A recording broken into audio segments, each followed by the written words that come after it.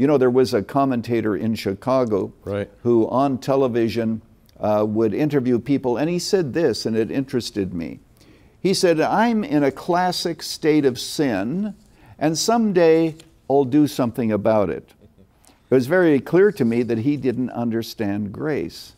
Because if you understand grace, you know that there's nothing that you can do about your sin except to receive what God has done in Jesus and receive it by faith in grace. Now, look at what the book of Ephesians tells us.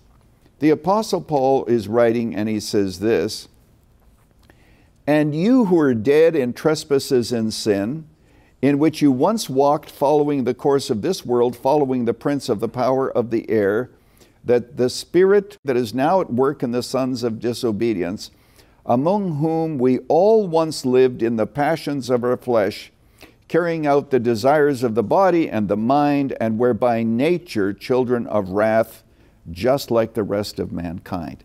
Now, I read it quickly, but let's back up and think of what Paul says. He says that we are dead in trespasses and sins. That's our natural state. Yep. And when you're dead, there's nothing that you can do about your situation. Now, we can be alive in the sense that we can live, buy groceries, work, etc. But when man fell in the garden, it was like pulling a plug and the light went out. Right. So spiritually, we are dead.